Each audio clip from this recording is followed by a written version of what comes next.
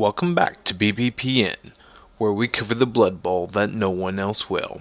I am your host, Cadet Tank, and today we have a great show for you. And great show it will be. We're going to have Panda's Corner with a slight appearance of the VG Purist. We're going to have Chord's division being covered by Ace again.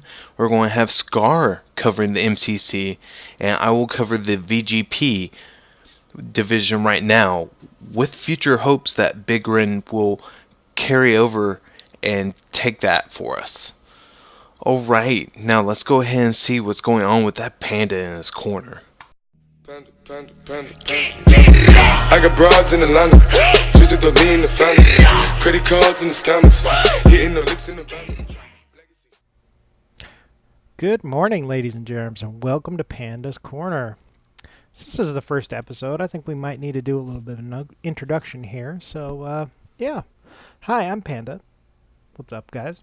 I currently play in the North American TTS League, and I am currently the dual title holder of the worst player ever and the champion of the league by popular vote.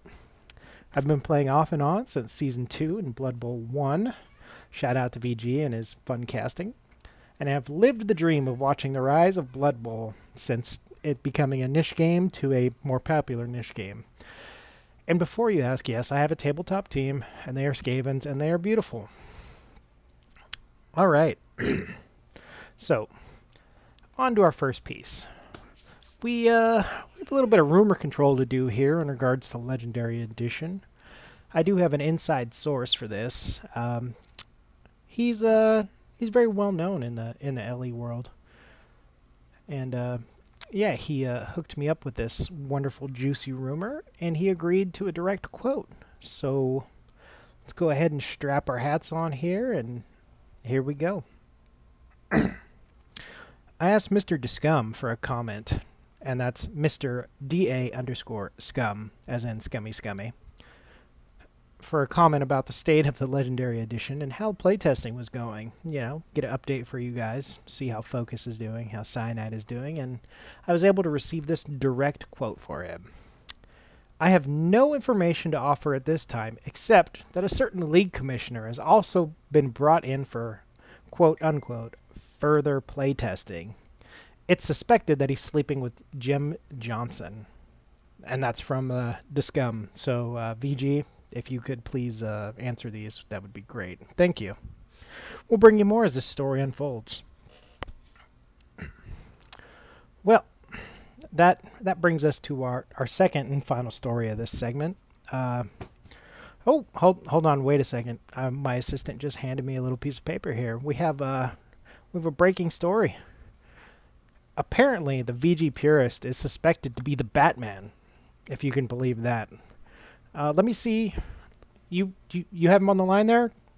You have him on the... Oh, yep. So it looks like we have him on the horn. We're going to cut to him right now. Let me see. So, Mr. Purist, how do you respond to the allegations that you were the Batman? Do you have some kind of cave? Do you fly around at night? Are you a masked vigilante? Please let us know what's going on. Panda, VG, is anybody there? Go figure, Panda's Corner. It looks like we're having technical difficulties right when we're about to find out the truth. Well, I guess maybe we'll find out next week. Alright, let's go over to the Chord division with Ace Pilot.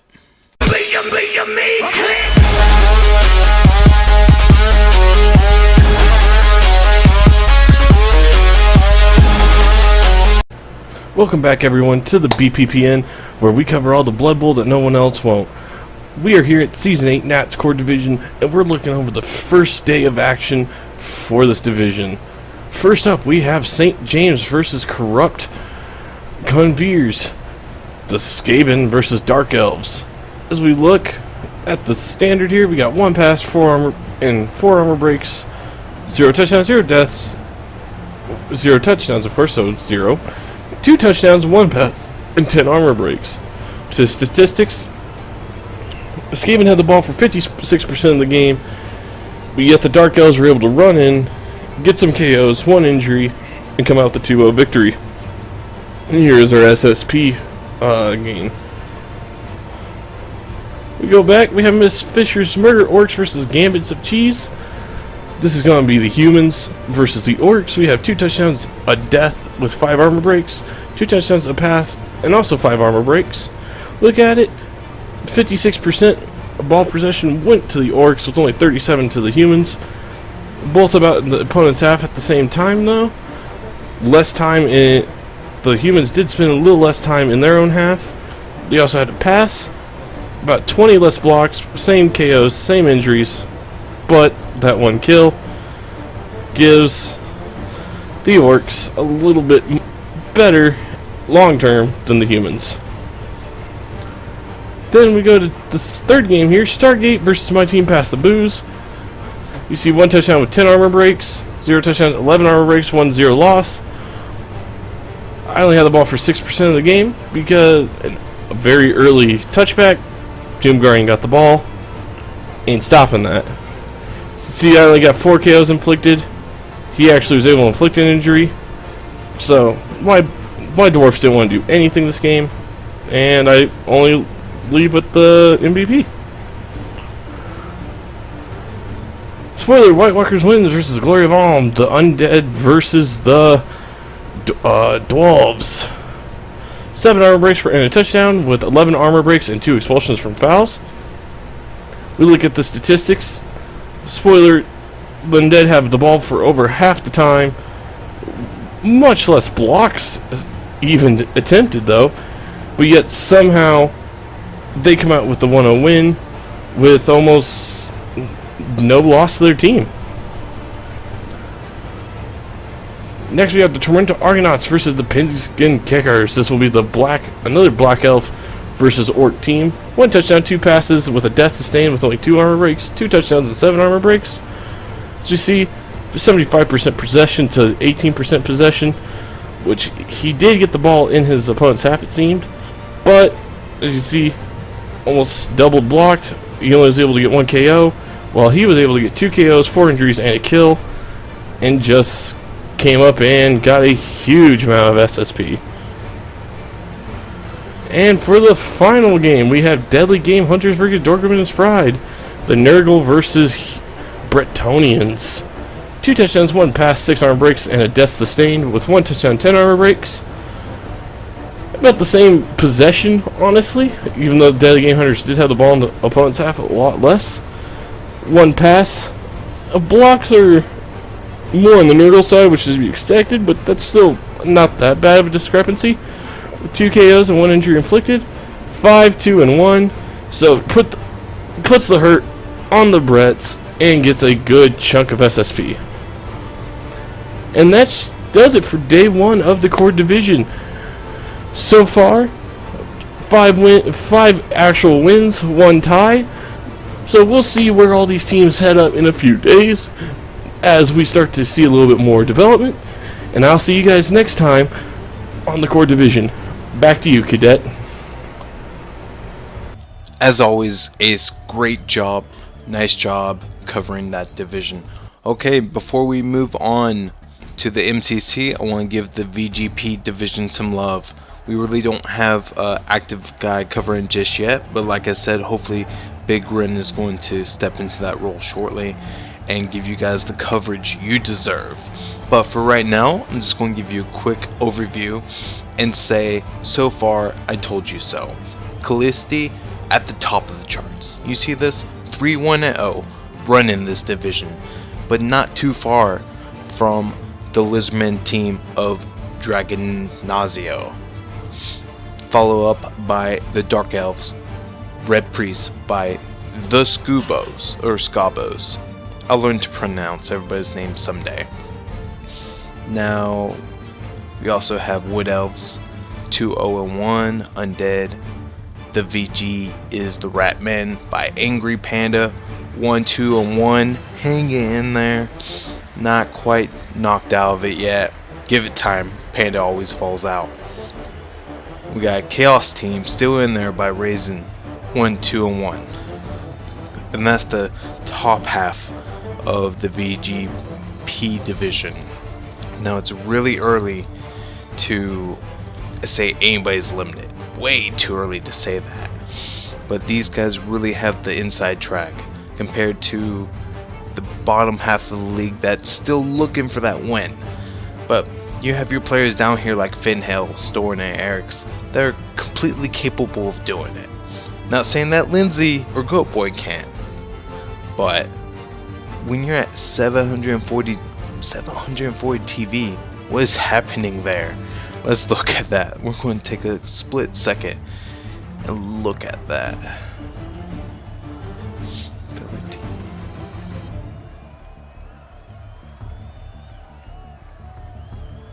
740. Oh, he's the very first one. I missed it.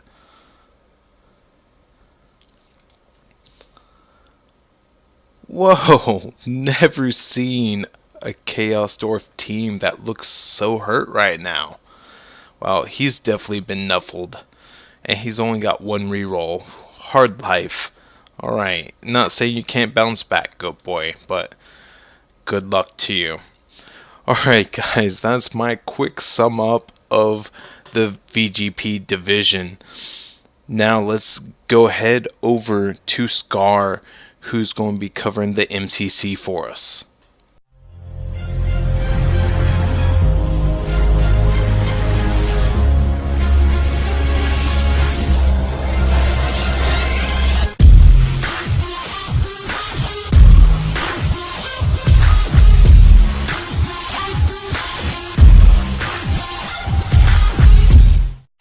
Hey, how's it going, Blood Bowl fans? Scar here, coming to you from the Void to bring you coverage for the MCC division. We're already 3 games into this league, so let's not waste any more time and get right into these teams. The first on the chopping block is the Wood Elf team, the Angry Redwood Pandas, coached by Cadet Tank. Let's see what he's got. 2 war dancers, a thrower, 2 catchers, and a bunch of fodder known as linemen. Starting with no apothecary and 1 reroll. That is very dangerous tactic, but I guess you could get away with that, since you're kind of relying on elf bullshit. Now let's take a quick look at the level ups. Both war dancers having for 1 level up to start with. Very good start. 1 with strip ball, perfect for taking out that cage. And another with 5 agility, making him next to impossible to catch. Speaking of catch, we have both catchers with level ups too. 1 sitting on a level up right now, while another one opted for blodge, making him perfect to just sit with the ball until time for the touchdown. This is definitely a team that is playing the ball to the hilt and may become one of the most annoying out there if that zero apothecary doesn't bite him. But moving on to the Bretonian team, Man I'm Pretty, coached by Splinter. Let's see what he's got. 4 blitzers, 3 blockers, and a bunch of filthy peasants. 1 is injured. Is it nagging injury? No, it's just a groin strain. 1 lucky peasant, he'll be back by the next game.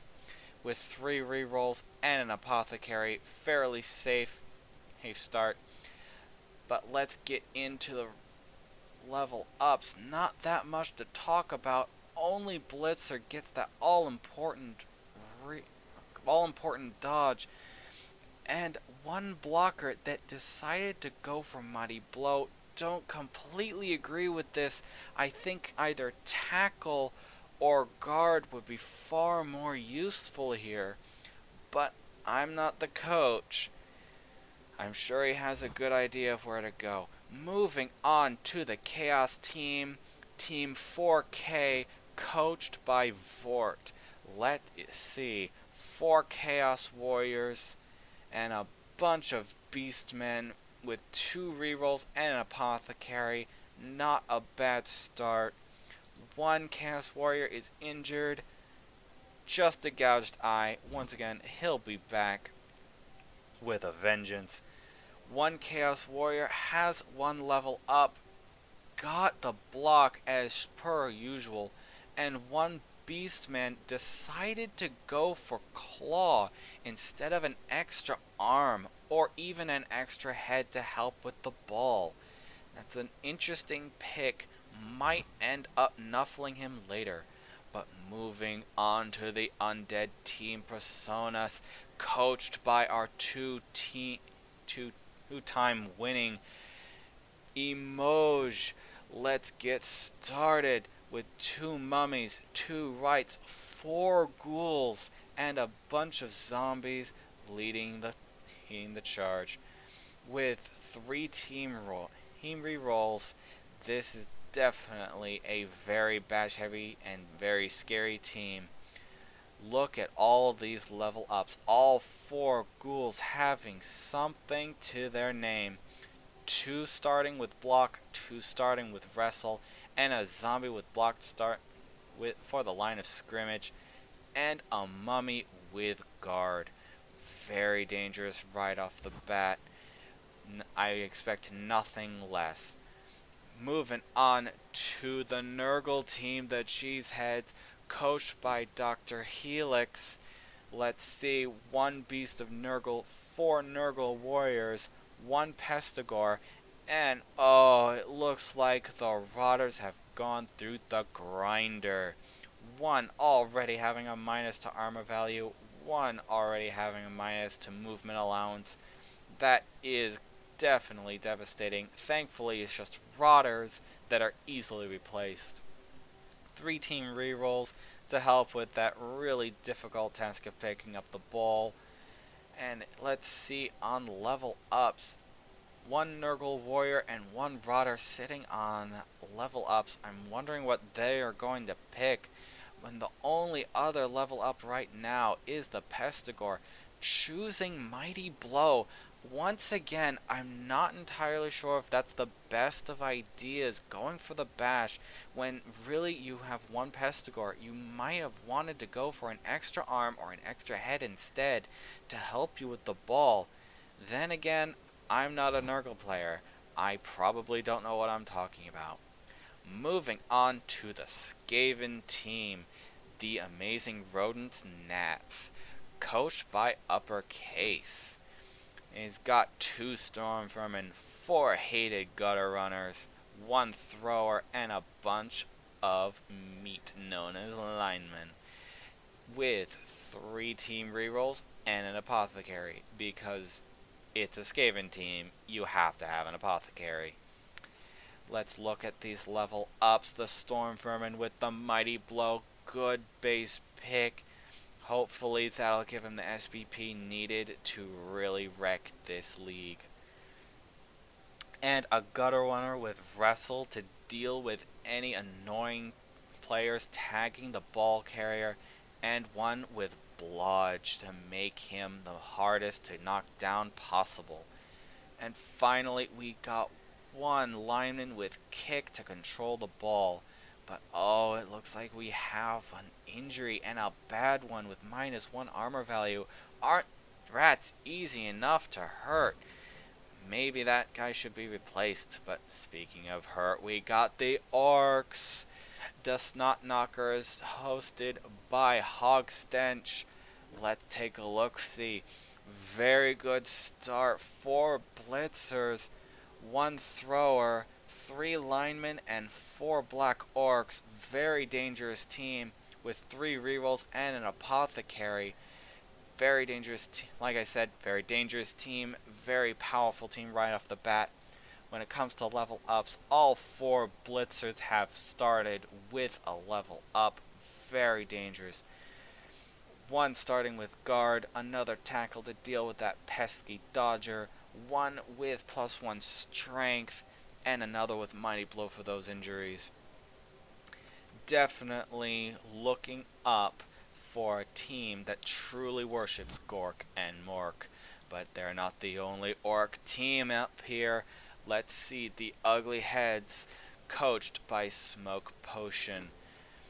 Let's take a look-see. 4 Blitzers, once again. 4 Black Orcs, once again. A Thrower, 2 Linemen, and opting for a Goblin for comedic value with 3 team rerolls and an Apothecary. not bad. But when it comes to level ups, this is far less impressive than the previous team. The only team, the only character with a reroll thus far is a Black Orc, and he has a nagging injury. That could mean nothing considering 9 armor, but if he gets nuffled hard, his 1 leveled up character could meet the dirt. Alright, moving on to the Chaos Dwarf team. Preacher's Secret, coached by Johnny Bravo 47. Now this is a team type I hate to fight against. 6 Chaos Dwarf blockers, 2 Bull Centaurs, and 3 Hobgoblin support, with 2 team rerolls and an Apothecary that clearly shows they're not terribly worried about the ball. But this is bad. They have absolutely no level ups thus far. Seeing an Orc team with all their blitzers leveled up, seeing nothing, is really getting nuffled hard. They may have to get into a fight with a very squishy team and just start breaking heads to make up for the loss. Moving on with the Necromantic team, the Star Wars Oddities, coached by Big Rin 42. Let's take a look-see. 2 Rights, 2 Werewolves, 2 Ghouls, 2 Flesh Golems, and some Zombies to take the line of scrimmage. With 3 team rerolls, this team is everything including the kitchen sink. With only 2 level ups, being small but vitally important. 1 right taking tackle to deal with that pesky ball carrier, and the Flesh Golem with block, making him even more dangerous than they were before. Definitely going the way of Bash and Pain. Moving on to the other team I really hate to fight against, the Dwarf team, Bashers Anonymous. All dwarves need to be in Bashers Anonymous. Coached by Owned. Let's take a look-see with 1 Troll Slayer, 2 Blitzers, a bunch of Longbeards, and 2 Runners concentrating on that ball pickup with 3 rerolls and an Apothecary. Not a lot of level ups to talk about. 1 Runner sitting on a level up probably will pick up block, and 1 Blitzer taking up guard, because when does any dwarf team Warpath is Salt not take guard? And the answer to that is when they take Mighty Blow.